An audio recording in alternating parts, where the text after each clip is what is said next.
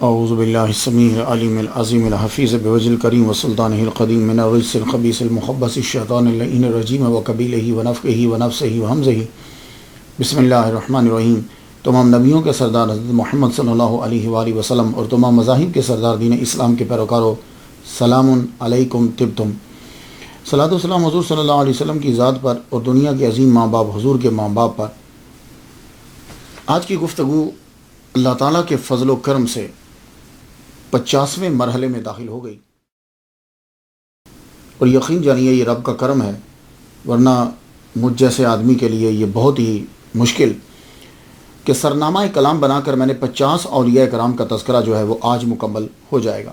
اور یہ صرف 50 نہیں ہے، اس کے ضمن کے اندر میں نے ان کے خاص جو اور تھے وہ بھی بیان کرتا رہا۔ تقریباً آپ یوں کہہ لیجئے کہ آج ویسے 100 ہو چکے ہیں، لیکن سرنامہ کلام بنا کر، عنوان بنا کر آج ہمارا 50واں جو ہے وہ ٹاپک ہے۔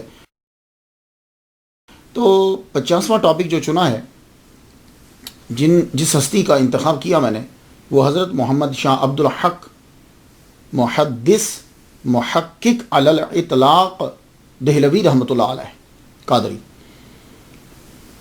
ہندوستان کے اندر علم حدیث کی جب گفتگو ہوتی ہے تو علم حدیث کی چین جو بیان کرے گا ہندوستان کے اندر، وہ آپ تک جا کے ختم ہوتی ہے۔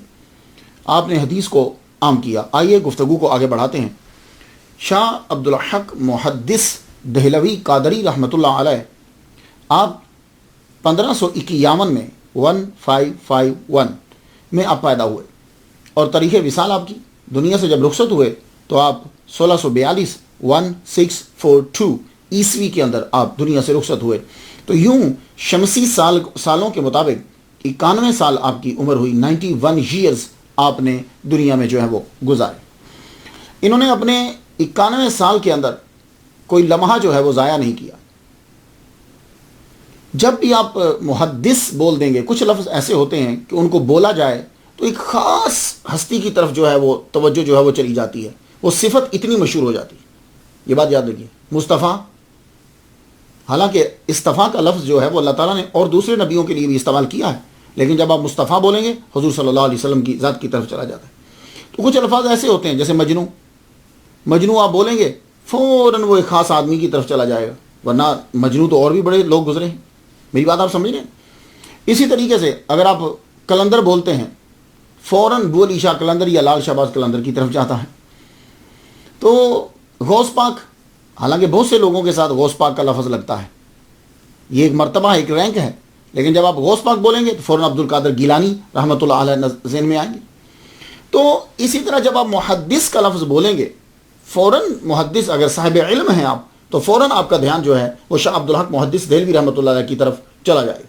یہ محدث محقق علی الاطلاق، بہت سے محدث ہیں، لیکن یہ وہ محدث ہیں کہ یہ لفظ ان کے نام کے ساتھ، یہ صفت ان کے نام کے ساتھ جو ہے وہ خاص ہو گئی۔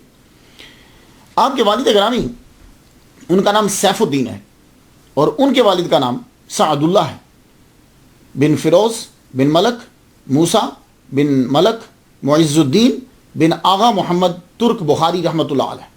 یہ جو آغا محمد ہے نا، یہ ہیں وہ پہلے اس فیملی کے اندر کہ جنہوں نے بخارا سے جو ہے وہ ہجرت کی اور وہ انڈیا کی طرف جو ہے وہ آئے، انڈس انڈیا کی طرف جو ہے وہ بھارت کی طرف تشریف لائے۔ آغا محمد، یہ جو آغا محمد ہیں، ان کے اندر وہ تمام خوبیاں تھیں جو ایک اچھے انسان کے اندر ہونا چاہیے۔ انہوں نے سب سے پہلے جو ہے وہ ہجرت کی، یہ تشریف لائے۔ اس وقت سلطان علاء الدین خلجی کی حکومت تھی ہندوستان کے اندر، اور اس کا دور حکومت 1290 سے لے کے 1316 تک ہے۔ آپ تشریف لائے تو آغا محمد جو ہے وہ لٹریری اینڈ ملٹری، لٹریری اور ملٹری، اس کے اندر آپ کو بڑا کمال تھا، ادب کے اندر بھی، اور عسکری نظام جو ہے وہ بڑے آپ ماہر تھے اس کے۔ آپ جب بخارا سے آئے تو تنہا نہیں آئے تھے، آپ کے ساتھ آپ کے مریدین، چاہنے والے، ٹھیک ٹھاک فیملی، خاندان آپ کے ساتھ جو ہے وہ موو ہوا تھا بھارت کی طرف۔ تو انہوں نے آ کر گجرات میں قیام کیا، انڈیا کے گجرات میں آ کر قیام کیا۔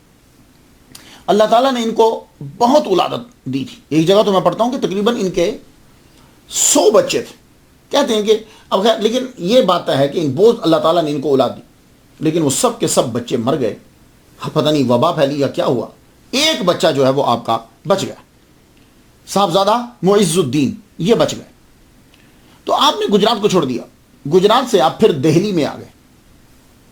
معز الدین کو اللہ تعالیٰ نے پھر بیٹا عطا فرمایا، اس کا نام رکھا شیخ موسیٰ۔ فیروز شاہ کا جب انتقال ہوا تو شیخ موسیٰ جو ہیں یہ ماوراء النہر میں چلے گئے، لیکن زیادہ دیر وہاں رہ نہیں سکے، پھر آپ واپس دہلی میں پھر دوبارہ آ گئے۔ تو جب تیمور نے 1398 میں حملہ کیا تھا تب یہ آئے، اس کے ساتھ تیمور کے ساتھ آ گئے۔ تو جب آپ واپس دہلی میں آئے، اللہ تعالیٰ نے شیخ موسیٰ کو بیٹا عطا فرمایا، نام رکھا شیخ فیروز۔ شیخ فیروز جو ہیں سپاہ سالاری شاعری کے اندر عبور حاصل تھا ان کو۔ شیخ فیروز جو ہیں یہ کسی مارکا میں شہید ہو گئے۔ جب شہید ہوئے تو ان کی جو زوجہ تھی وہ ماں بننے والی تھی۔ ان کی شہادت کے کچھ ہی دنوں کے بعد اللہ تعالیٰ نے بیٹا عطا فرمایا۔ تو جو بیٹا پیدا ہوا اس کا نام تھا سعد اللہ۔ تو یہ سعد اللہ جو ہیں اللہ تعالیٰ نے ان کو بھی تمام خوبیوں سے نوازا، زبردست عالم دین، شاعر زبردست، خدا ترس آدمی۔ ان کو سعد اللہ کو اللہ تعالیٰ نے تصوف سے خاص لگاؤ عطا فرمایا۔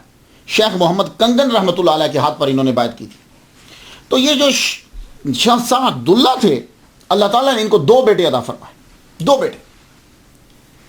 تو دوسرا بیٹا جو ہے وہ اللہ تعالیٰ نے ان کو شیخ سیف الدین، اس کا نام سیف الدین رکھا، سیف الدین کے نام سے مشہور ہوئے۔ تو سیف الدین جو ہیں یہ دہلی کے اندر 1514 عیسوی کے اندر پیدا ہوئے۔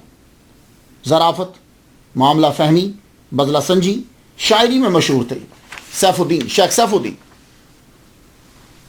رسالہ وصیت میں محدث دہلوی خود لکھتے ہیں، نظر اورا تاثیر بود، ہر کرا عنوان محبت نظر می کرد، بقدر استعداد و مناسب حال اثر قبول می آورد۔ ان کی نظر میں بڑا اثر تھا، جب کسی پہ نظر ڈالتے تھے تو اپنی استعداد کے مطابق جو ہے وہ اثر قبول کر لیتا۔ شروع میں آپ ایک سہراوردی کے پاس رہتے، پھر اس کے بعد آپ نے شیخ امان اللہ پانی پتی رحمۃ اللہ علیہ کی صحبت میں جب بیٹھے تو آپ کو گوہر مقصود حاصل ہو گیا، انہی سے خلافت لی آپ نے۔ تو سیف الدین بہترین عالم، صوفی، خدا ترس، زبردست شاعر، سیفی تخلص رکھتے تھے۔ تو ان کے ہاں 1551 میں اللہ تعالیٰ نے انہیں بیٹا دیا، اور وہ بیٹا جو پیدا ہوا اس کا نام محمد، اور وہ بعد میں شاہ عبدالحق محدث دہلوی رحمۃ اللہ علیہ کے نام سے مشہور ہوئے 1551۔ تو کچھ بات سمجھ میں آ گیا کہ آغا محمد جو ہیں وہ بخارا سے ہجرت کر کے آئے، ان کی نسل سے جو ہیں وہ یہ ترکی ہیں، ان کی نسل ترک ہیں، ان کی نسل سے جا کے شاہ عبدالحق محدث دہلوی رحمۃ اللہ علیہ پیدا ہو۔ اب چونکہ پورا خاندان جو ہے وہ علم سے محبت رکھتا ہے، اور شیخ سیف الدین رحمۃ اللہ علیہ عالم دین، متقی، پرہیزگار، شاعر، صوفی، آپ نے خود جو ہے وہ اپنے بیٹے کو تعلیم دینا شروع کی، شاہ عبدالحق محدث دہلوی رحمۃ اللہ علیہ کو خود تعلیم۔ تو شروع میں تعلیم کیا ہوتی تھی؟ قرآن مجید کو پڑھایا جاتا تھا سپیلنگ کے ساتھ، ہجوں کے ساتھ، الف لام میم ذالک الکتاب، زال کھڑی زبر زال، لام زر لی، ذالی کاف لام کل، ذالک اس طرح۔ تو یسرنا القرآن جو ہوتا تھا، یعنی یہ تو بعد میں نام ہوا رہا، یعنی یہ جو الفابیٹ ہے پڑھانے کے بعد جو ہے وہ ہجو سپیلنگ کے ساتھ پہلا پارا پڑھا دیا جاتا ہے۔ تو جب بچہ پہلا پارا پڑھ لیتا تھا اس کے لیے دوسرا آسان ہو جاتا تھا پھر آگے، اور زیادہ تر کوشش کی جاتی تھی کہ پہلا دوسرا دونوں پڑھا دیے جائے۔ تو آپ فرماتے ہیں کہ سب سے پہلے مجھے والد گرامی نے قرآن مجید کی تعلیم شروع کی، 3 پارے مجھے اجزا سپیلنگ کے ساتھ پڑھائے۔ تو کہتے ہیں کہ میں نے 3 پارے جب پڑھ لیے تو اس کے بعد میں نے قرآن مجید خود پڑھنا شروع کر دیا۔ تو اخبار الاحیار کے صفحہ 300 کے اندر ہے، محدث دہلوی رحمۃ اللہ علیہ خود لکھتے ہیں، کہتے ہیں کہ میں نے 2-3 ماہ کے اندر قرآن مجید مکمل کر لیا میں نے۔ اللہ اکبر جل۔ اس کے بعد خطاطی، شاہ عبدالحق محدث دہلوی رحمۃ اللہ علیہ نے خطاطی سیکھی، 2-3 ماہ میں قرآن مجید پڑھنا سیکھ لیا۔ اس کے بعد لکھائی بہت ضروری ہوتی تھی پرانے لوگوں کے لیے، کیوں؟ اس لیے کہ ان لوگوں نے آگے بڑھ کے خود جو ہے وہ کتابوں کو لکھنا ہوتا تھا۔ اب تو کتابیں جو ہیں وہ ہمارے سامنے پرنٹڈ آ جاتی۔ یہ بھی دیکھیے زبردست کتاب ہے، قطب العارفین فی العقائد والتصوف، یہ ابوالقاسم عبد الرحمن بن یوسف کی ہے۔ یہ دنیا سے گئے تھے 599 ہجری میں، تو کیا آپ یہ سمجھتے ہیں کہ یہ کتاب اسی طرح تھی جیسے یہ خوبصورت کاغذ ہے؟ اب تو یہ امریکہ سے مل گئی نا، بیروت سے یہ چھپی ہے، لیکن تب ایسی تھی نہیں، انہوں نے اپنے ہاتھ سے لکھی تھی۔ تو یہ ضروری ہوتا تھا کہ جو بھی مدرسہ میں پڑھنے کے لیے جائے وہ لکھنا بھی سیکھے تاکہ اس کی لکھائی خوبصورت ہو جائے، اور وہ کتابوں کو یا کسی چیز کو لکھنا چاہے تو پھر وہ لکھ سکے۔ ہوتا کیا تھا کہ جب وہ کتاب پڑھا کرتے تھے تو استاد جو فرماتے تھے وہ یوں سائڈ کے اوپر لکھ لیتے تھے، تو لکھیں گے تبھی نہ جب لکھائی اچھی ہوگی۔ تو آج کل تو ہماری لکھائی اچھی نہیں رہی، لیکن تب لکھنا جو ہے وہ تو خطاطی، شاہ عبدالحق محدث دہلوی رحمۃ اللہ علیہ کے والد گرامی نے پھر خطاطی کی طرف توجہ دی، لکھائی کی طرف۔ تو کہ فرماتے ہیں کہ میرے ابا خود لکھواتے تھے مجھے، تو 1 ماہ کے اندر شاہ عبدالحق محدث دہلوی رحمۃ اللہ علیہ نے لکھنا سیکھ لی۔ اب والد گرامی نے توجہ دی کہ میں اپنے بیٹے کو کیا پڑھاؤں، تو جس کتاب کو وہ اہم سمجھتے وہ بیٹے کو پڑھا دیتے۔ آج کل تو یہ طریقہ ہوتا ہے نا کہ ترتیب سے پڑھایا جاتا ہے، علم النحو پڑھا دیجیے، علم الصرف پڑھا دیجیے، اور علم النحو جو ہے یہ صرف علم نحو نہیں، یعنی وہ علم النحو کتاب کا نام بتا رہا ہوں کہ یہ کتاب پہلے لگائی جائے نحو کی، پھر اس کے بعد جو ہے وہ نحو میر لگائی جائے، پھر اس کے بعد ہدایت النحو پڑھی جائے، پھر اس کے بعد جو ہے وہ یہ کتاب۔ وہ کہتے ہیں کہ میرے والد گرامی کو ترتیب سے نہیں پڑھاتے تھے، ان کو جو کتاب امپورٹنٹ لگتی تھی وہ اس موضوع کی مجھے دے دیتے تھے اور میں پڑھتا تھا، تھوڑا سا میں پڑھتا تھا وہ کتاب مجھے یاد ہو جاتی تھی۔ اللہ اکبر جل شان، فرماتے ہیں کہ وہ کتاب مجھے یاد ہو جاتی۔ اور سب سے پہلے کیا شروع کروایا؟ دیوان حافظ، حافظ کا دیوان آپ نے پڑھا، دیوان حافظ کے چند اجزاء مجھے پڑھائے۔ اس کے بعد بوستان جو ہے وہ مجھے پڑھائی، شیخ سعدی رحمۃ اللہ علیہ کی، ان پہ بھی ہم گفتگو کر چکے ہیں۔ تو فرماتے ہیں یہ دیوان حافظ اور بوستان کیوں پڑھایا پہلے؟ وجہ یہ تھی کہ شاہ عبدالحق محدث دہلوی رحمۃ اللہ فرماتے ہیں کہ ہمارے دور کے اندر نظم بہت یاد کروائی جاتی تھی۔ جب مدرسہ میں بچہ پڑھنے کے لیے جاتا تھا تو جن کتابوں کے اندر نظم ہوتی ہے، اشعار ہوتے ہیں، وہ زیادہ پڑھائے جاتے تھے، لیکن میرے والد گرامی نے مجھے دیوان حافظ کے چند اجزاء اور بوستان جو ہے یہ مجھے پڑھائی، اس کے بعد نظم ختم کر دی۔ پھر جو ہے اس کے بعد میزان، مصباح اور کافیہ، یہ والد گرامی نے شاہ عبدالحق محدث دہلوی رحمۃ اللہ کو پڑھایا۔ تو شیخ عبدالحق محدث دہلوی رحمۃ اللہ علیہ فرماتے ہیں کہ جس کتاب کو میں پکڑتا تھا کچھ تھوڑا سا پڑھتا تھا، اس کے بعد وہ ساری کتاب میں خود ہی پڑھ لیتا تھا اور وہ مجھے یاد ہو جاتی۔ تو 12-13 سال کی عمر میں شرح شمسیہ، شرح عقائد پڑھ لی، 15 سال کی عمر میں مختصر مطول سے فارغ ہوئے۔ تو فرماتے ہیں جو کتاب ملتی میں پھر پڑھنے لگ جاتا، جو بھی کتاب ملتی۔ میرے والد گرامی کی خود اپنی بڑی لائبریری تھی، کہتے ہیں کہ جو بھی کتاب مجھے ملتی میں پکڑتا اور میں پڑھنے لگ جاتا، جب تک کہ وہ ختم نہ ہو جاتی، اور وہ کتاب اللہ تعالیٰ مجھے یاد کروا دیتا۔ اللہ اکبر جل شانہ۔ آپ 18 گھنٹے پڑھتے تھے۔ آپ ذرا غور سے سنیے، شاہ عبدالحق محدث دہلوی رحمۃ اللہ علیہ ایسے مشہور نہیں ہو گئے، یہ میں طلباء کے لیے اور علماء کے لیے عرض کرنا چاہ رہا ہوں۔ 18 گھنٹے آپ مسلسل پڑھتے رہتے، یہ نارمل ہی تھا، اور کبھی کبھی یہ گھنٹے 20-22 تک چلے جاتے تھے۔ روزانہ کی بات کر رہا ہوں، اور یہ نارمل بات ہے آپ کی۔ 18 گھنٹے آپ نے جو ہے، تو سونے کا ٹائم انتہائی کم، بیٹھے بیٹھے 2 گھنٹے کبھی سو لیا۔ کیلولہ جو ہے وہ سنت تھا، وہ ضرور کرتے تھے آپ کیلولہ، حضور صلی اللہ علیہ وآلہ وسلم کی سنت بچپن سے۔ اور آپ جو پڑھنے کے لیے جاتے تھے، تو پڑھنے کے لیے جب جاتے تھے تو مدرسہ 2 مائل دور تھا، جسے اردو میں میل کہتے ہیں، مائل، 2 مائل جو ہے وہ دور تھا یہ۔ تو 2 مائل طلوع آفتاب سے پہلے جاتے، وہاں پہنچتے، پھر کیلولہ کے لیے 2 مائل واپس آتے، کتنا ہو گیا 4، پھر کیلولہ کے بعد 2 مائل چلے جاتے، کتنا ہو گیا 6، پھر رات کو واپس آتے 2، 8 مائل روزانہ جو ہے وہ چلتے تھے، لیکن تھکتے نہیں۔ جب رات کو واپس پلٹ کر آتے تھے تو پھر مطالعہ میں لگ جاتے، پھر اپنا جو ہے وہ سبق یاد کرتے، اور اتنے منہمک ہو جاتے اسٹڈی کے اندر، مطالعہ کے اندر اتنے مصروف ہو جاتے۔ آپ پگڑی پہنتے تھے، اللہ اکبر جل شانہ۔ تو وہ کہتے ہیں کہ جب میں مطالعہ کر رہا ہوتا تو کیا ہوتا کہ وہ پلو جو ہے وہ بعض اوقات یوں جو ہے نا، وہ شمع ہوتی، آپ کو معلوم ہے، دیا کبھی جلاتے، آج کل تو لائٹس ہے نا، تب دیا ہوتا تھا، شمع ہوتی تھی، تو کہتے ہیں وہ دیا جو ہے وہ نیچے جل رہا ہوتا تھا، تو میں یوں پڑھ رہا ہوتا تو کبھی کبھی پلو یوں نیچے ہو جاتا، تو میں اتنا منہمک ہوتا کہ مجھے پتہ ہی نہیں چلتا کہ پگڑی کے پلو کو، وہ جو شملہ جسے آپ بولتے، جو بھی بول لیجیے، وہ جو اسے آگ لگ گئی۔ اور اکثر ایسا ہوا ہے کہ میری پگڑی جو ہے وہ جل جاتی، اور بعض اوقات میری داڑھی کو بھی کہتے ہیں کہ آگ لگ جاتی، اس قدر مطالعے کے اندر جو ہے وہ مصروف ہو جاتے۔ اللہ اکبر جل شانہ۔ آپ نے ہندوستان کے اندر رہتے ہوئے تمام مروجہ علوم جتنے تھے، جو کتابیں پڑھائی جاتی تھی، آپ نے سب کی سب، کچھ اپنے ابا کی مدد سے، کچھ دوسرے اساتذہ کی مدد سے، آپ نے وہ ساری کتابیں جو ہیں وہ پڑھ ڈالی۔ صرف ہندوستان میں نہیں. جب آپ ہندوستان میں پڑھ چکے تو پھر ابا سے بولے کہ مجھے آگے جا کر پڑھنا ہے, تو کہا ٹھیک ہے بیٹے, بخارا جاؤ, سمرقند جاؤ. اب وہاں گئے, پھر آپ وہاں سے واپس جب آئے تو والد گرامی علامہ شیخ سیف الدین ترک رحمۃ اللہ علیہ آپ فرمانے لگے قادری, کہنے لگے بیٹے جاؤ تم اب شیخ محمد موسیٰ گیلانی رحمۃ اللہ علیہ تم ان کے پاس جاؤ بیٹے, اور جا کے ان کی بایعت کرو. یہ شیخ محمد موسیٰ جو ہیں یہ فتح پور سیکری میں رہتے تھے. فتح پور سیکری یہ اکبر بادشاہ کا دربار ہے, وہاں مرکز ہے سیاست کا. آپ جب وہاں پہنچے آپ نے ان کی بایعت کی. یہ شیخ محمد موسیٰ گیلانی کے پاس کیوں بھیجا؟ کیا اس وقت بھارت کے اندر کوئی اور تصوف کے پیر نہیں تھے؟ اصل میں وجہ یہ تھی کہ آپ کے خاندان کو, اور خاص طور پر شیخ سیف الدین قادری رحمۃ اللہ علیہ, ان کو عبد القادر گیلانی رحمۃ اللہ سے بڑا پیار تھا. یہ وجہ تھی اصل, یہ بات یاد ہے کہ ابا کو عبد القادر گیلانی رحمۃ اللہ علیہ غوث پاک سے بڑا ہی پیار تھا. تو شیخ محمد موسیٰ گیلانی ان کی اولاد سے تھے, تو کہنے لگے بیٹے جاؤ ان کی جا کے بایعت کر لو. حالانکہ وہ دربار کے اندر رہتے تھے, سیاست کا وہ مرکز تھا, گڑھ تھا. آپ وہاں پہنچے, آپ نے جا کر ان کی جو ہے وہ بایعت کر لی. بایعت کری, لیکن آپ سیاست سے آپ کی کوئی وابستگی نہیں, سیاست سے آپ بالکل سائڈ پہ رہتے. تو والد گرامی جو ہیں یہ عبد القادر گیلانی رحمۃ اللہ علیہ کے بڑے دیوانے. عشق مصطفیٰ کا اثر, محبت اور اولیاء سے محبت کا نتیجہ خوف خدا ہوتا ہے. جب حضور سے محبت ہوگی, اولیاء سے محبت ہوگی, تو یہ بات یاد رکھنا, پھر نتیجہ کیا نکلتا ہے؟ پھر خوف خدا, عبادت, پھر اس کے اندر اچھائیاں پیدا ہوتی. یہ اثر ہے اس کا.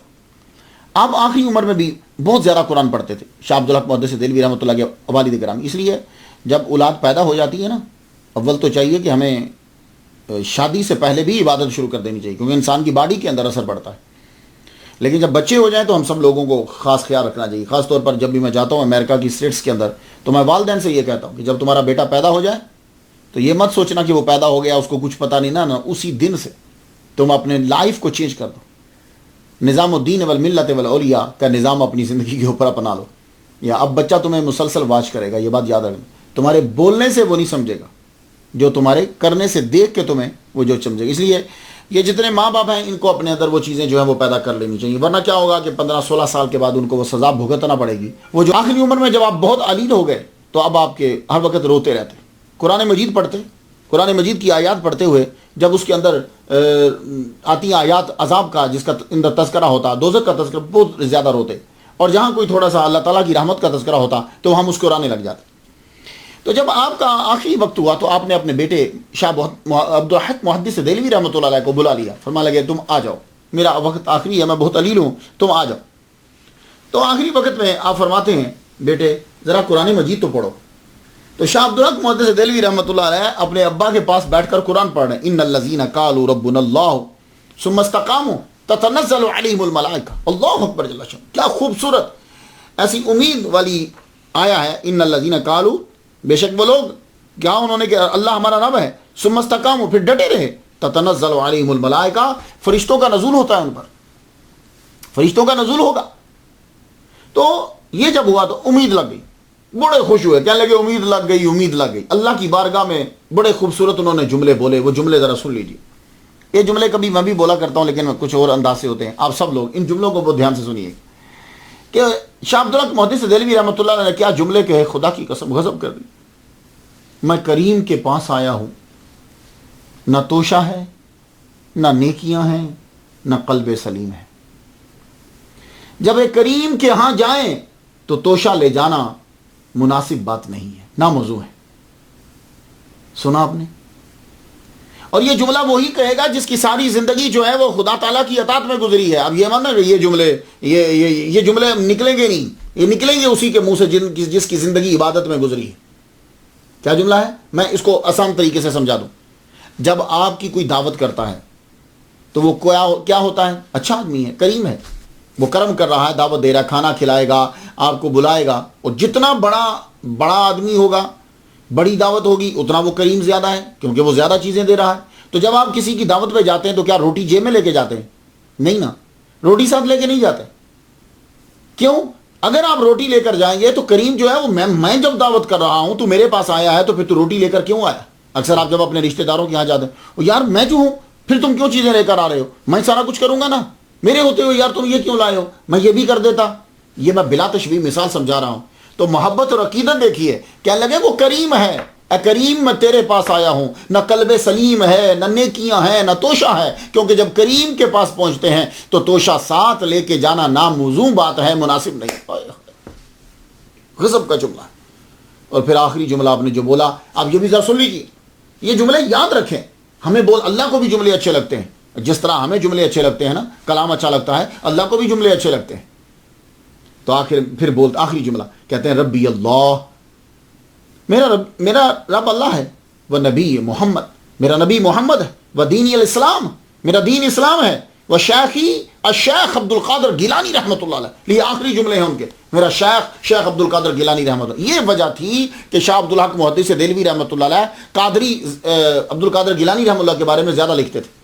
یہ تھی وجہ کہ یعنی آخری جملوں میں شاہ عبد الحق محدث دہلوی رحمہ اللہ کے آخری جو جملے ہیں وہ ہے کہ اللہ میرا رب ہے، محمد مصطفیٰ میرے نبی ہیں، دین اسلام میرا دین ہے، اور میرا شیخ عبد القادر گیلانی رحمۃ اللہ علیہ. اور آخری لمحوں میں آپ کے چہرے پہ خوشی تھی. 1582 میں عیسوی میں آپ کا وصال ہوا. تب شاہ عبد الحق محدث دہلوی رحمۃ اللہ کی عمر جو ہے وہ 31 سال تھی، 31 ایئرس، 31 سال عمر تھی. آپ پھر دہلی میں رہنے لگ گئے. آپ کی جب وفات ہو گئی تو والدہ محترمہ اکیلی ہوئی، تو آپ دہلی میں رہنے. اس وقت دہلی میں ملتان سے ایک سہراوردی سلسلے کے ایک بزرگ آئے ہوئے تھے، شیخ اسحاق سہراوردی رحمۃ اللہ علیہ. آپ کو پتا کہ تب سہراوردیوں کا مرکز ملتان تھا. بہت دن زکریہ ملتانی رحمۃ اللہ، یہاں سے سہراوردی جو تصوف کے صوفی تھے وہ ہندوستان میں دور دراز جا کر اسلام کی تبلیغ کیا کرتے تھے. تو شیخ اسحاق جو آئے ہوئے تھے، آپ ان کی محفل میں بیٹھا کرتے، مگر بے چینی ہے کہ بڑھتی جاتی ہے، بے جانی کم نہیں ہوتی. اس کی پہلی وجہ کیا ہے؟ اس کی پہلی وجہ یہ ہے کہ وہ والد گرامی کا سایہ اٹھ گیا. یہ سب کچھ تھے، دوست بھی، باپ بھی، پیر بھی، رہنما بھی، معاشرے کی ایک ایک برائی سے بچانے والے اور ہر قدم پر سمجھانے والے. غضب کے تھے. شیخ سیف الدین کو اللہ تعالیٰ نے بڑی صلاحیتیں دی تھی. اب یہ نہیں ہے. اور دوسری وجہ کیا تھی کہ انڈیا کے، ہندوستان کے حالات جو تھے وہ بڑے دیگرگوں تھے. دین اکبری جو ہے وہ بڑھ رہا تھا، بدعات عام ہو رہی تھی، تصوف ہے کہ وہ بھی گدلا ہو چکا ہے، اور جو دین اسلام ہے اس کے اوپر قبضہ کس کا ہے؟ بادشاہ ہے تو اکبر بادشاہ، اور جو ملا ہیں وہ ابو الفضل فیضی جیسے.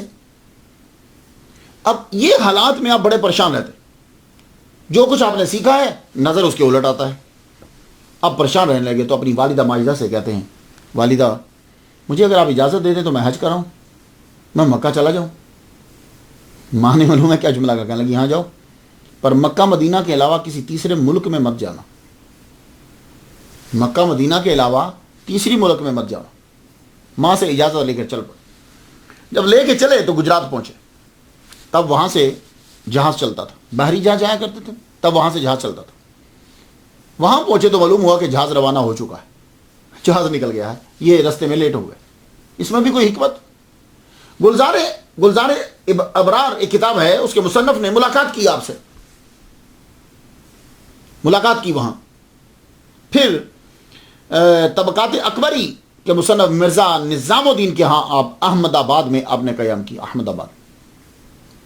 پھر آپ نے شیخ وجیہ الدین علوی رحمۃ اللہ کی صحبت میں کافی آپ نے عرصہ گزارا. یہ علوی کا لفظ آیا ہے، میں ذرا بتاتا چلوں آپ کو. علوی کسے کہتے ہیں؟ علوی بھی سید کہلواتے ہیں. علوی وہ ہوتے ہیں کہ جن کے والد تو مولا علی ہیں، ماں فاطمہ تو زہرا نہیں ہے، وہ علوی کہلواتے ہیں خود کو. کیونکہ مولا علی شیر خدا نے بی بی فاطمہ کے دنیا سے چلے جانے کے بعد پھر اور بھی شادیاں کی ہیں. تو یہ علوی جو ہوتے ہیں سید وہ ہیں کہ مولا علی کی اولاد سے ہوتے ہیں، لیکن ماں فاطمہ تو زہرا رضی اللہ تعالیٰ عنہ نہیں ہوتی. تو کافی عرصہ شیخ وجیہ الدین علوی رحمۃ اللہ کے پاس گزارا. ان سے آپ نے شہباز لامکانی، قندیل نورانی یا شیخ سے عبد القادر گیلانی رحمۃ اللہ علیہ کے وظائف جو ہیں ان کی اجازت لی. اب دیکھ رہے آپ، ابا عبد القادر گیلانی رحمۃ اللہ علیہ کے زبردست چاہنے والے، اور انہوں نے بات کروائی تو شیخ موسیٰ گیلانی وہ ان کی اولاد میں. میری بات آپ سمجھ رہے ہیں؟ اور اس کے بعد پھر جب آپ آ کے رکے ہیں، سال جو قیام کر رہے ہیں شیخ وجیہ الدین، ان سے جب ملاقات ہوتی ہے تو وہاں بھی آپ کو عبد القادر گیلانی رحمۃ اللہ علیہ کا فیض جو ہے وہ مل رہا ہے. 88 کے اندر آپ پھر دوسرا جب سال آتا ہے تو جہاز میں آپ بیٹھے. اب جہاز جو ہے وہ مکہ کی طرف روانہ ہو گیا. جب روانہ ہوا تو اب ذرا پھر سنیے. فرماتے ہیں، آپ خود لکھتے ہیں، کہنے لگے کہ میں جہاز میں جب بیٹھا تو وہاں میرے ساتھ جو تھا ایک دیوانہ، وہ کونے میں بیٹھتا، صبح صبح کیا کرتا، یا شیخ عبد القادر گیلانی، یا شیخ عبد القادر گیلانی کی صدائیں دیتا. تو مجھے اس کی آواز بڑی بھلی لگی تھی. آپ دیکھتے جا رہے ہیں کہ جہاز میں بھی بیٹھے ہیں تو عبد القادر گیلانی رحمۃ اللہ علیہ کا چاہنے والا جو ہے وہ ساتھ آپ کے. تو ایک بات آپ کو بتاؤں، یہ جو علم ہے نا، اس کا وزن بہت زیادہ ہے. یہ کتابیں جو ہیں، یہ جب بندہ پڑھتا ہے نا، اس کا وزن بہت بھاری ہے. اور یہ ہلکا تبھی ہوتا ہے جب کوئی صحیح راہ بتا دے کہ یہاں اس کو صرف کرو، پھر یہ ہلکا ہو جاتا. جب صحیح استعمال کی راہیں معلوم نہ ہوں، متعین نہ ہوں، تو بڑا مشکل ہو جاتا. تو آپ مکہ میں پہنچے. جب آپ مکہ میں پہنچے تو اس وقت مکہ کے اندر شیخ عبد الوہاب متقی رحمۃ اللہ علیہ، شیخ الحدیث والقرآن، شیخ التصوف، آپ کا توتی بولتا تھا مکہ میں. یہ انڈیا سے ہی گئے تھے مکہ میں، ہاں انڈیا سے ہی گئے تھے، لیکن وہاں جب پہنچے تو وہاں آپ کا شورا ہوا. لوگ خود عربی، یمنی، لبنانی، مکہ کے، مدینہ کے، یہ لوگ آپ سے آ کر حدیث مبارکہ جو ہے وہ سنتے، درس لیتے، بیٹھتے، سیکھتے. توتی بولتا تھا شیخ عبد الوہاب متقی رحمۃ اللہ علیہ. تو جب شیخ عبد الحق محدث دہلوی رحمۃ اللہ علیہ وہاں پہنچے تو ماہ رمضان المبارک میں آپ نے جب دیکھا لوگوں کو ان کی جانب متوجہ ہوتے تو آپ بھی چلے گئے. وہاں بیٹھے، ان کی حلقہ میں درس میں بیٹھے. شیخ عبد الحق محدث دہلوی رحمۃ اللہ پہلے ہی بہت بڑے عالم تھے، اب تو یہاں سے سب کچھ پڑھ کر گئے ہیں. تو جب بیٹھے تو اب شیخ عبد الوہاب متقی رحمۃ اللہ نے پاس بٹھا لی. رمضان پورا گزارا. آخری 10 دن کے اندر اعتکاف بیٹھے. اعتکاف کے اندر نہ جانے کیا کیا چیزیں حاصل کی، کیا انہوں نے دی. محبت جو ہے وہ آپ کی بڑھ گئی. محبت جب بڑھ گئی، آپ نے حج کے موسم آ گیا، حج کا موسم آیا، ماہ رمضان المبارک، شوال، ذوالقعدہ اور ذوالحج. حج بھی شیخ عبد الحق محدث دہلوی رحمۃ اللہ علیہ نے عبد الوہاب متقی رحمۃ اللہ علیہ کے ساتھ کیا. حج کرنے کے بعد آپ کو مکہ کے اندر خواب آیا. خواب یہ آیا کہ حضور صلی اللہ علیہ وآلہ وسلم تشریف فرما ہے اور حدیث پڑھا رہے ہیں. جو کتابوں میں ہے نا وہ حدیث پڑھا رہے ہیں، یہ میرا بیان ہے، یہ میرا بیان ہے، یہ میں نے کہا، حدیث پڑھا. اس کے بعد دوسرا خواب آپ کو یہ آیا کہ حضرت امام حسین رضی اللہ تعالیٰ عنہ آپ جو ہیں وہ دشمنوں سے لڑنے کے لیے لشکر کی تیاری کر رہے ہیں.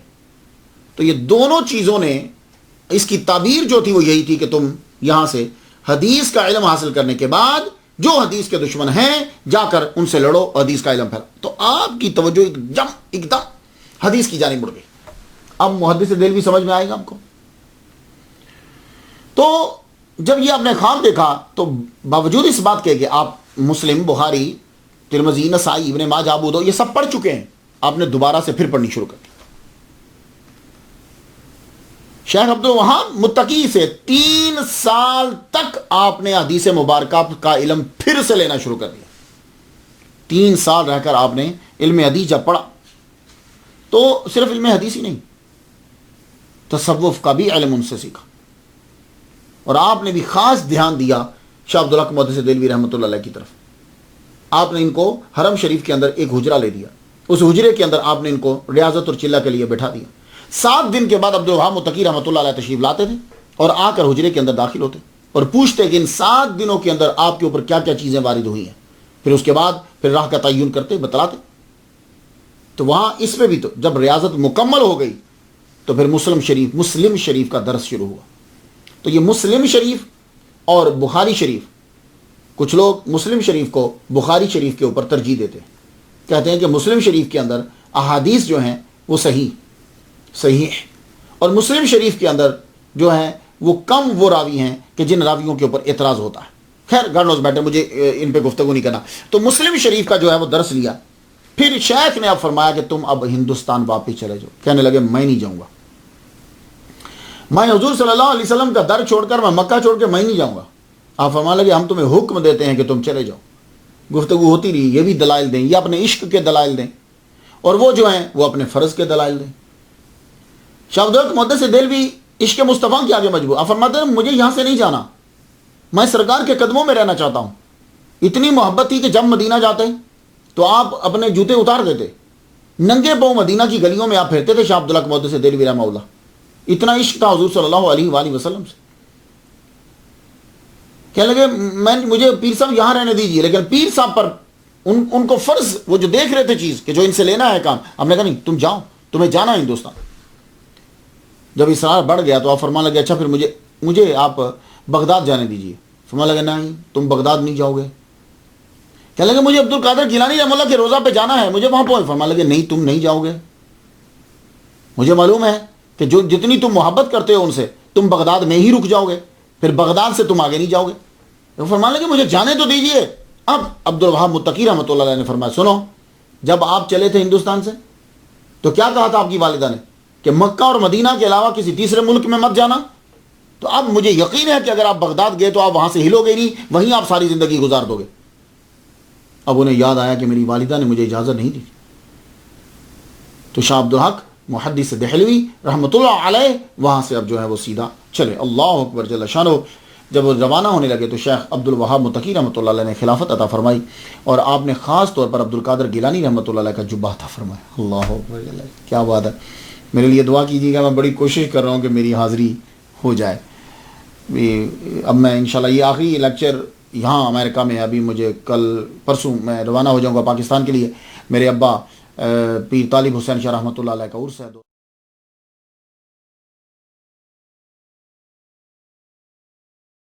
نومبر کو مجھے وہاں پہنچنا ہے. اس کے علاوہ اور بھی جلسے ہیں, عمان میں بھی ہے, کویت میں بھی ہے. میں کوشش کر رہا ہوں غوث پاک کے در پہ جا کے اپنی داڑھی سے جھاڑو دوں میں جا کے.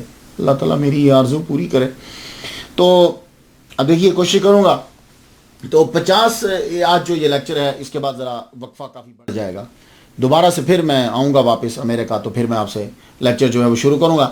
اس کے علاوہ جہاں جہاں پہنچا آپ کے لیے دعائیں میں کرتا رہوں گا اور پہنچوں گا. تو آپ فرمانے لگے اب تم واپس جاؤ. تو عبد القادر گیلانی رحمۃ اللہ علیہ کا جبہ جو ہے وہ انہوں نے عطا کیا, بڑی سعادت ہے, وہ لے کے اب آپ واپس روانہ ہوئے. 1591 میں 1591 عیسوی میں آپ دہلی واپس آئے. حضور صلی اللہ علیہ وآلہ وسلم سے محبت اور پیار آتے ساری آپ نے یہاں ایک مدرسہ کا قیام کیا, مدرسہ بنایا. مدرسہ کے ساتھ آپ نے لائبریری بنائی, اور آپ مکہ اور مدینہ سے بہت ساری کتابیں لے کر آئے تھے. ہاتھ کی لکھی ہوئی کتابیں, کاپی اس دور میں لکھی جاتی تھی, ہاتھ کی لکھی کتابیں بہت ساری, خود آپ بھی لکھتے رہتے تھے. بہت سی کتابیں لے کر آئے, ابا کی کتابیں بھی تھیں, بہت سارا سرمایہ تھا, سارا جمع کر کے ایک ٹاپ کی لائبریری آپ نے انڈیا کے اندر بنا دی. اتنی بڑی لائبریری بنا دی کہ جتنے دہلی کے لوگ تھے ان کو پڑھنے کے لیے آپ ہی کی لائبریری کی طرف آنا پڑتا تھا. اور آپ نے ایک جماعت, خاص طور پر بڑے خوش نویس جو تھے, بہت اچھا لکھنے والے, ان کی ایک جماعت جو ہے وہ آپ نے رکھ دی, اور وہ بیٹھ کر جو نایاب کتابیں تھیں ان کی وہ کاپیاں بناتے تھے. آج کل تو یہ ہوتا ہے نا کہ ہم ایک دم سے فوٹو کاپی میں رکھ دیتے ہیں اس میں, لیکن نہیں, تب وہ لکھتے تھے. یہ کتاب ہے اس میں, اسی لیے آپ کو بہت ساری اغلاط جو ہیں وہ پرانی کتابوں میں مل جاتی ہیں, کیونکہ کاتب جب لکھتا تھا تو کوئی نہ کوئی چیز ایسی کر دیتا تھا, نقطہ اوپر کا نیچے, نیچے کا اوپر, ادھر کا ادھر, خواہ کا خواہ, وہ کر دیتا تھا, ہو جاتا تھا اسے. تو اس دور میں لکھا جاتا تھا. تو آپ نے بہت بڑی لائبریری. تو اس کے بعد آپ نے انڈیا کے اندر دہلی میں آپ نے شروع کر دی تبلیغ. تو تبلیغ جو ہے کچھ لوگ تو آ کر سنتے تھے مدرسہ میں, اور آپ تبلیغ کے لیے جاتے بھی تھے, لیکن جو لوگ دور تھے ان کے لیے آپ نے کتب بھی لکھی, کتابیں بھی لکھی. کتابیں جو ہیں وہ آپ کی کتنی ہیں, کہتے ہیں کہ 100 آپ کی کتابیں ہیں, لیکن میں نے تحقیق کی ہے تو کہتے ہیں کہ مجھے معلوم ہوا کہ 60 اصل میں کتابیں ہیں جس کو کتاب کہا جا سکتا ہے. 60 کتابیں ہیں آپ کی, اور باقی جو 100 تعداد کی گئی ہے اصل میں وہ 40 رسالے, ہر رسالے کو ایک کتاب قرار دے دیا گیا.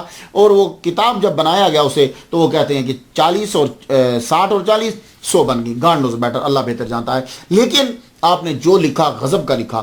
اخبار الاخیار آپ نے کتاب لکھی, فتوح الغیب آپ نے کتاب لکھی, زاد المتقین فی سلوک طریق یقین آپ نے کتاب جو ہے وہ لکھی, جذب القلوب لکھی, تکمیل الایمان لکھی, اشاۃ اللمعات 6 سال میں مکمل کیا اس کتاب کو. اصل کام آپ کا یہی ہے. مشکان شریف کی آپ نے جو ہے وہ ترجمہ 2 زبانوں میں کیا, اس کی تشریح لکھی, ایک فارسی کے اندر اور ایک عربی کے اندر. چونکہ اس وقت انڈیا میں فارسی زبان تھی اور عوام فارسی ہی سمجھتے تھے, تو آپ نے عوام کے لیے جو ہے وہ فارسی زبان میں حدیث کی شرح لکھ دی. اور پھر کچھ ایسے نکات تھے کہ جو علماء کو بھی سمجھانے تھے, تو آپ نے وہ عربی کے اندر لکھ دی. دونوں زبانوں میں لکھ کر, اللہ اکبر. تو آپ کی کتابیں جب ہم پڑھتے ہیں تو آپ نے کیا کیا کہ تصوف گدلا ہو گیا تھا، تو اولیاء کرام خاص طور پر عبد القادر گیلانی رحمۃ اللہ علیہ کا تصوف جو ہے، آپ کی جو کتابیں ہیں وہ آپ نے لکھی، ان کی شان میں لکھی، اور اولیاء کرام کے تذکرے لکھ کر لوگوں کو بتائے دیکھیں یہ اولیاء کرام ہوتے ہیں، تم کیا کر رہے ہو، یہ ہیں اولیاء کرام۔ پھر آپ نے حدیث شریف اس کے اوپر جو ہے وہ کتابیں لکھی، عقائد کے اوپر آپ نے کتابیں لکھی، عمل کیا کرنا ہے ہر مہینے کے اندر، یہ ہے، یہ چیز ہے، یہ ہے، آپ نے اس پہ کتابیں لکھی۔ اللہ اکبر جل شانہ، یہ آپ نے کتابیں لکھ کر ان کو پھیلا دی۔ بڑی کوشش کی گئی گورنمنٹ کی جانب سے، دربار کی جانب سے، کہ آپ کو بھی دربار میں شامل کر لیا جائے۔ شاہ عبد الحق محدث دہلوی رحمۃ اللہ علیہ اگر چاہتے تو دربار میں آسانی سے شامل ہو سکتے تھے، کیوں بھلا؟ اس لیے کہ ابو الفضل فیضی جو ہے، جو پینچ ہے، جو سرپنچ ہے، وہ آپ کا دوست ہے، آپ کا ہم عمر بھی ہے، کیونکہ عبد الفضل فیضی جو ہے وہ بھی 1551 میں پیدا ہوا ہے، اور شاہ عبد الحق محدث دہلوی رحمہ اللہ بھی ایک ہی سال ہے۔ اور ابو الفضل فیضی جو ہے، یہ بات یاد رکھیے گا، یہ مجدد الفسانی رحمۃ اللہ علیہ کو بھی جانتا ہے، شاہ عبد الحق محدث دہلوی رحمۃ اللہ علیہ کو بھی جانتا ہے۔ میں آپ کو بتا دوں کہ ہوتا یہ تھا کہ دہلی کے اندر یا جب یہ بڑے بڑے علماء ہوتے تھے، یہ ایک جگہ پہ بیٹھتے تھے، ابو الفضل فیضی بھی آتا تھا، اور جب گفتگو ہوتی تھی تو وہ جان جاتا تھا کہ کس کے اندر کتنا دم ہے، اسے معلوم ہوتا تھا۔ مجدد الفسانی رحمۃ اللہ علیہ شروع میں جب گئے ہیں، وہ آپ کی محفل میں بیٹھتا، ایک دن اس نے وسلم کے بارے میں کچھ عجیب قسم کی باتیں کی، تو آپ نے فرمایا آج کے بعد تیری میری دوستی ختم، اب تو میری محفل میں نہیں بیٹھے گا، نہ آئے گا نہ میں جاؤں گا۔ تو شاہ عبد الحق محدث دہلوی رحمۃ اللہ علیہ اگر چاہتے تو ابو الفضل فیضی کے ذریعے سے دربار میں اعلیٰ عہدہ حاصل کر لیتے، لیکن آپ نے فیضی کو بھی چھوڑ دیا۔ کیوں چھوڑا؟ شیخ عبد الحق محدث دہلوی رحمہ اللہ فہرست التوالیف، بڑا مشکل پروننسیشن ہے، فہرست ہوتا ہے نا، فہرست التوالیف کتاب کا نام ہے۔ تو فرماتے ہیں فیضی اگرچہ فصاحت و بلاغت میں ممتاز روزگار تھا، لیکن افسوس اس نے کفر اور گمراہی کے گڑھے میں گر کر بدبختی کا نشان اپنے حالات کی پیشانی پر لگا لیا۔ مومنوں کے لیے اس کا اور اس کی منحوس جماعت کا نام لینے سے پرہیز ہے۔ سن لیا آپ نے؟ تو اس دور میں تصوف اور دین دونوں دھندلا رہے تھے، دین اکبری اپنی چال چل رہا ہے، صوفیاء اپنی چال چل رہے ہیں۔ تو آپ نے پھر کیا کیا کہ تصوف کو صاف کرنے کے لیے اولیاء کے تذکرے لکھے، اور لوگوں کے معاملات اور دین کو صاف کرنے کے لیے احادیث پر زور دیا۔ ہر طرف کالا کالا کی صدائیں جو ہیں وہ بلند ہونے لگی۔ تو اس دور میں کیا ہوتا تھا، ایک مثال دیتا ہوں آپ کو، سید محمد جونپوری، اس نے اپنے آپ کو کہا کہ مجھ میں اور نبی میں کوئی فرق نہیں ہے، حضور پاک میں جو ان کے پاس تھا میرے پاس بھی ہے، صرف فرق یہ ہے کہ میں اتباع کر کے اس مقام تک پہنچ گئی۔ یعنی وہی جو مرزئی کہتا ہے کہ ذلی بروزی، وہی اس نے ذلی بروزی کا بھی کانسیپٹ دیا ہے کہ میں ان کی اتباع کرتے کرتے اس مقام پر پہنچ گیا ہوں۔ اللہ اکبر جل شانہ، استغفر اللہ۔ اکثر جب ہم پڑھتے ہیں مجدد الفسانی رحمۃ اللہ علیہ اور شاہ عبد الحق محدث دہلوی رحمۃ اللہ علیہ کو، تو لوگ یہ سمجھتے ہیں شاید دونوں کی آپس میں لڑائی ہوتی تھی۔ نہیں، دونوں کی لڑائی نہیں تھی آپس میں۔ مجدد الفسانی رحمۃ اللہ علیہ جو ہیں وہ خواجہ باقی بلا رحمۃ اللہ علیہ کے مرید ہیں، تو شاہ عبد الحق محدث دہلوی رحمۃ اللہ علیہ نے بھی ان سے فیض لیا ہے۔ یار میں کبھی کبھی حیران ہوتا ہوں، آپ دیکھو کہ عبد القادر گیلانی رحمہ اللہ حنبلی ہیں، شاہ عبد الحق محدث دہلوی رحمہ اللہ حنفی ہیں۔ ایک مرتبہ ان کا من چاہا کہ میں شافعی بن جاؤں، ایک مرتبہ ان کا من چاہا، لیکن شیخ عبد الوہاب متقی رحمۃ اللہ علیہ نے ایسا لیکچر دیا، امام اعظم رحمۃ اللہ علیہ کی ایسی شان بیان کی کہ وہ فرمان لگے کہ پھر میں نے وہ جو ہے وہ چھوڑ دی۔ یہ شاہ عبد الحق محدث دہلوی حنفی، عبد القادر گیلانی حنبلی، لیکن آپ محبت دیکھیے ان کی۔ اسی طرح یہ شاہ عبد الحق محدث دہلوی رحمہ اللہ قادری، خواجہ باقی بلا نقشبندی، لیکن یہ ان کی عزت کرتے ہیں، محبت دیکھیے۔ یہ ان چیزوں کو سمجھنے کی ضرورت ہے۔ یہ ہمیں چیزیں صرف اولیاء میں ملتی ہیں، صوفیاء میں، اتقیاء میں ملتی ہیں۔ قادری سہروردی کی عزت کر رہا ہے، نقشبندی قادری کی عزت کر رہا ہے، قادری نقشبندی کی عزت کر رہا ہے، سب ایک دوسرے۔ کیوں؟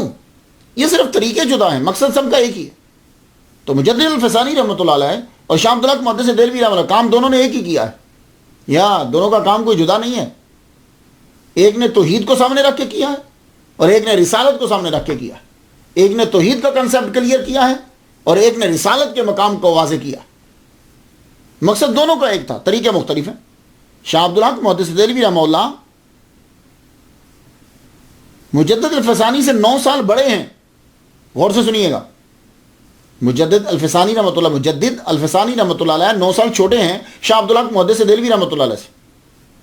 مجدد الفسانی جو نقشبندی، یہ 9 سال چھوٹے ہیں. 60 سال کی عمر میں مجدد الفسانی دنیا سے چلے گئے.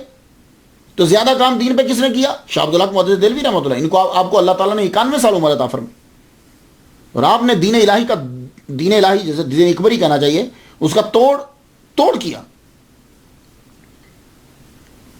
تو شاہ عبدالحق محدث دہلوی رحمۃ اللہ علیہ نے دربار سے دور رہ کر لوگوں کو سمجھایا، اور مجدد الفسانی رحمۃ اللہ علیہ نے دربار کے اندر گھس کر، دربار میں داخل ہو کر، تو ایک اندر رہ کر حملہ کر رہا ہے، لشکر میں گھس کے حملہ کر رہا ہے، داخل ہو کر رہا ہے، اور ایک باہر رہ کر جو ہے وہ حملہ کر رہا ہے. مجدد الفسانی کو گوالیار کے قلعہ میں بند کر دیا گیا. یہ تو آپ نے پڑھا. تو شاہ عبدالحق محدث دہلوی رحمہ اللہ کو بھی جلا وطنی جہانگیر نے کہا نکل جاؤ یہاں سے، اور آپ اپنے بیٹے کے ساتھ دہلی چھوڑ کر لاہور میں تشریف لائے تھے میاں میر رحمۃ اللہ علیہ کے پاس. انشاءاللہ میں وہاں جا رہا ہوں، زیارت کروں گا، اور آپ ان کے بارے میں بھی سنیں گے انشاءاللہ. میاں میر، میں بچپن میں میاں میر رحمۃ اللہ علیہ کے ہاں جایا کرتا تھا. جب میں 3ری-4تھی میں پڑھتا تھا، میں دھرمپورے میں ہی ہم رہتے تھے. میرے والد گرامی طالب حسین شاہ رحمۃ اللہ علیہ وہاں امام تھے، خطیب تھے، تو وہیں جا کے میں جایا کرتا تھا. تو میاں میر میں شاہ عبدالحق محدث دہلوی رحمۃ اللہ علیہ پہنچے. اللہ اکبر جل شانہ. تو خلیق احمد نظامی نے صحیح کہا، دونوں ایک ہی بات کہتے تھے. اس نے جملہ بڑا پیارا بولا، دونوں ایک ہی بات کہتے تھے. ایک جذبے اور جوش سے کہتا تھا اور دوسرا نرمی سے بات کرتا تھا. 1611 میں آپ نے خانقاہ کا بھی قیام کیا، ایک خانقاہ بنائی، اس کا نام رکھا خانقاہ قادری. تو آپ نے 4 چیزوں کے اوپر بڑی توجہ دی، حدیث پہ، تصوف پہ، فقہ حنفی پہ، اور حقوق العباد کے اوپر. آپ کو بادشاہ نے، جب آپ نے اس کی بات نہیں مانی تو اس نے آپ کو نکال دیا. جہانگیر نے کہا چاہو نکل جاؤ، چلے جاؤ یہاں سے. تو آپ جب لاہور تشریف لائے تو آپ نے میاں میر رحمۃ اللہ علیہ کے پاس آ کر قیام کیا، وہاں آپ رہے. تو میاں میر رحمۃ اللہ فرمایا کہ آپ کہیں مت جائیے، آپ واپس دہلی جائیے، آپ کو واپس جانا ہے. 4 دن گزرے، صرف 1627 نہ، یہی جو اکتوبر بھی جا رہا ہے نا، اکتوبر 1627. اب لاہور میں میاں میر کے کہنے پر آپ واپس جانے کے لیے تیار ہوئے. تو 4 دن کے بعد خبر آ گئی کہ جہانگیر مر گیا ہے. پھر شاہ جہاں نے آپ کو اور آپ کے صاحبزادہ کو واپس بلا لیا، اور آپ کے صاحبزادہ جو شیخ نور الحق ہیں ان کو آگرہ کا قاضی جو ہے وہ مقرر کر دیا. تو دنیا میں جو آدمی آتا ہے پھر آخر اس کو جانا بھی ہوتا ہے. آپ نے 51 سال دن رات لگا کے، 51 سال یعنی جب آپ پڑھ لکھ چکے، جب بیٹھے تو اس کے بعد کی بات کر رہا ہوں، 51 سال 51 ایئرز دن رات آپ نے حدیث کی تعلیم کو جو ہے وہ عام کیا. کئی بار حضور صلی اللہ علیہ وآلہ وسلم کا آپ کو دیدار ہوا. ساری زندگی ان کی سیرت، صورت، کال، حال، خصائل و فضائل و شمائل کو ہی بیان کرتے رہے. ذرا پڑھیے، آپ ان کی کتابیں ضرور پڑھیں. مدارج النبوت پڑھو، اللہ اکبر جل شانہ. مشکات شریف کی شرح آپ پڑھیے. ان کتابوں کو پڑھنے کے بعد آپ کو معلوم ہوگا کہ یہ لوگ کتنے عظیم لوگ تھے، اور ان کے اندر حضور صلی اللہ علیہ وسلم کا کتنا عشق تھا. جتنے مسائل آپ کے ہیں جو آج کل جنہیں سن کر لوگ جو ہیں بدک جاتے ہیں، وہ سب شاہ عبدالحق محدث دہلوی رحمۃ اللہ اپنی کتابوں کے اندر بیان کیے ہیں. آپ ضرور پڑھیے. آپ کی وصیت، دل تو آپ کا کرتا تھا کہ جنت البقیع میں قبر بن جائے، لیکن آپ نے دوسری وصیت رکھی کہ اگر وہاں نہ میں پہنچ پایا ان دنوں میں تو حضور صلی اللہ علیہ وسلم کے در پہ آدمی پہنچ ہی جاتا ہے ان کا عاشق، تو میری قبر حوض شمسی کے کنارے پہ بنا دینا. یہاں بہت سے بزرگوں کی قبریں ہیں، مزارات ہیں، اور حضور صلی اللہ علیہ وسلم کا پاؤں مبارک. تو آپ کا جب وصال ہو گیا 1642 عیسوی کے اندر، تو آپ کی وصیت کے مطابق حوض شمسی سے مشرقی سائڈ پر آپ کو دفنا دیے، مہرولی میں آپ کا مزار شریف، اور آپ کا جنازہ آپ کے صاحبزادہ نور الحق رحمۃ اللہ علیہ نے پڑھایا. تو جب بھی کبھی محدث کی گفتگو ہوتی ہے، محدث کا نام آتا ہے، تو چین جو ہے وہ جا کر وہاں ملتی. مجھے ڈاکٹر طاہر القادری، شیخ الاسلام ڈاکٹر طاہر القادری صاحب نے تمام چین سے حدیث بیان کرنے کی اجازت دی ہے. یہاں جب آئے تھے تو ایک چین جو ہے وہ شیخ عبدالحق محدث دہلوی رحمۃ اللہ علیہ کے ساتھ جا کر بھی میری ملتی ہے. حاضر رحمت تو میرا بھی. اللہ تعالی ہم سب لوگوں کو حدیث بیان کرنے کی توفیق عطا فرمائے. اجازت دیجیے. وآخر دعوانا الحمدللہ رب العالمین.